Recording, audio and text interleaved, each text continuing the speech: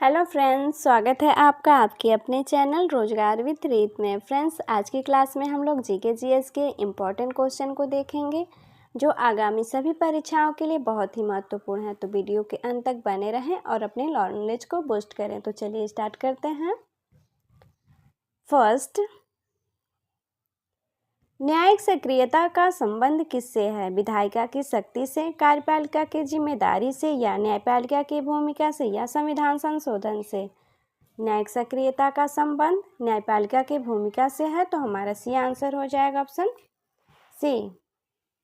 Second, न्याय के सिद्धांतों का पालन किए बिना कानून लागू करना अधर्म है, यह विचार किसका है? के.एम. मुंशी, भीमराव अंबेडकर, महात्मा गांधी, जस्टिस कृष्ण अय्यर। न्याय के सिद्धांतों का पालन किए बिना कानून लागू करना अधर्म है, यह विचार जस्टिस कृष्ण अय्यर का है, तो हमारा सही आंसर हो जाएगा ऑप्शन डी। थर्ड, संविधान के किस अनुच्छेद में संघ और राज्यों के बीच कार्यों का वितरण है? अनुच्छेद 245, अनुच्छेद 246, अनुच्छेद 250, अनुच्छेद 265। तो हमारा सही आंसर हो जाएगा संविधान के अनुच्छेद 246 में संघ और राज्यों के बीच कार्यों का वितरण किया गया है, तो हमारा सही आंसर हो जाएगा ऑप्शन सी बी 246। 4, किस ग्रह को भोर का तारा मॉर्निंग स्टार कहते हैं? मंगल, शुक्र, बुध, यूरेनस।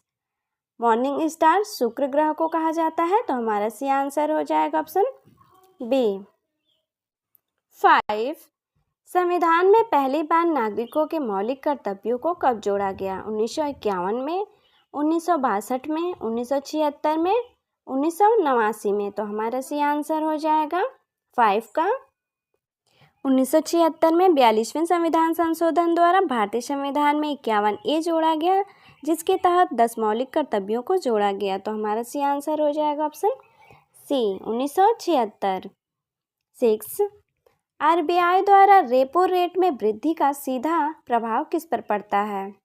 कृषि उत्पादन पर, या निर्यात दर, बैंक ऋण की ब्याज दर, मुद्रास्फीति। तो हमारा सी आंसर हो जाएगा ऑप्शन सी, बैंक ऋण की ब्याज दर पर आरबीआई द्वारा रेपो रेट में वृद्धि का सीधा प्रभाव पड़ता है।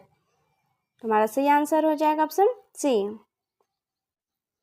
7, भूमि सुधार का सबसे मुख्य उद्देश्य क्या था?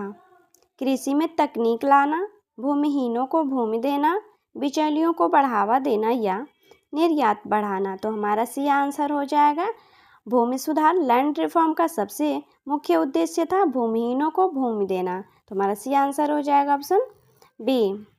8, भारतीय स्वतंत्रता अधिनियम 1947 किसने पारित किया था? भारतीय संविधान सभा, ब्रिटिश संसद, लॉर्ड माउंटबेटन, ब्रिटिश क्राउन। तो हमारा सी आंसर हो जाएगा ब्रिटिश संसद। ब्रिटिश संसद ने भारतीय स्वतंत्रता अधिनियम 1947 पारित किया था। तो हमारा सी आंसर हो जाएगा बी। 9, मालवी भाषा किस राज्य में बोली जाती है? उत्तर प्रदेश, बिहार, मध्य प्रदेश, महाराष्ट्र।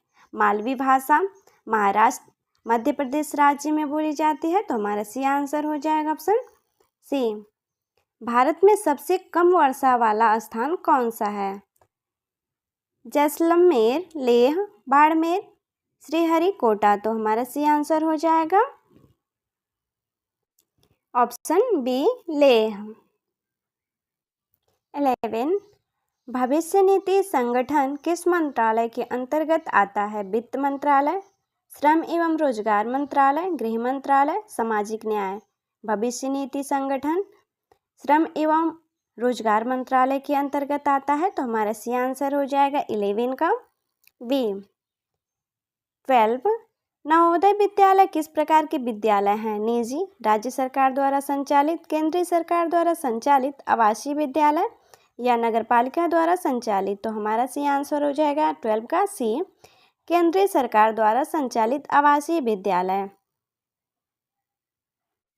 13, किस अनुच्छेद के अंतर्गत सर्वोच्च न्यायालय को विशेष अपील की शक्ति प्राप्त है?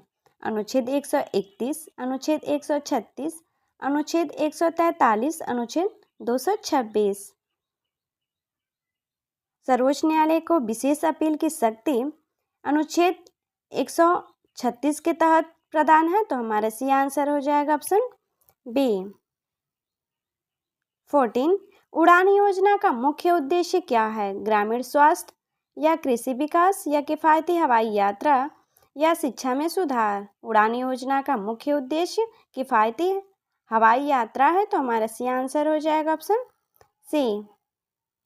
15 गुप्त काल में प्रयुक्त प्रमुख धातु मुद्रा कौन सी थी? सोने की मुद्रा, तांबे की मुद्रा, चांदी की मुद्रा, कांसे की मुद्रा। गुप्त काल में प्रयुक्त प्रमुख धातु सोने की मुद्रा थी, तो हमारा सी आंसर हो जाएगा 15 का ए। 16 गूगल का मुख्यालय कहाँ स्थित है? San Francisco, New York, Mount View, Boston. Google का मुख्यालय माउंट व्यू में स्थित है, तो हमारा सी आंसर हो जाएगा ऑप्शन सी। 17 भारत के किस राज्य को स्पाइस गार्डन ऑफ इंडिया कहा जाता है? केरल, कर्नाटक, सिक्किम, असम। केरल राज्य को स्पाइस गार्डन ऑफ इंडिया कहा जाता है, तो हमारा सी आंसर हो जाएगा 17 का ए। 18 दीनदयाल अंत्योदय योजना किस मंत्रालय द्वारा चलाई जाती है? स्वास्थ्य मंत्रालय, वित्त मंत्रालय, ग्रामीण विकास मंत्रालय या सामाजिक न्याय मंत्रालय। तो हमारा सी आंसर हो जाएगा 18 का दीनदयाल अंत्योदय योजना ग्रामीण विकास मंत्रालय द्वारा चलाई जाती है, तो हमारा सही आंसर हो जाएगा 18 का सी। 19 किस योजना के तहत one nation one ration card लागू किया गया था? आत्मनिर्भर भारत, प्रधानमंत्री गरीब कल्याण योजना, राष्ट्रीय खाद्य सुरक्षा योजना या शाश्वत राशन योजना। तो हमारा सी आंसर हो जाएगा ऑप्शन ए आत्मनिर्भर भारत। कोरोना काल में प्रवासी मजदूरों की मदद हेतु one nation one ration card नीति लागू की गई थी, तो हमारा सी आंसर हो जाएगा ए।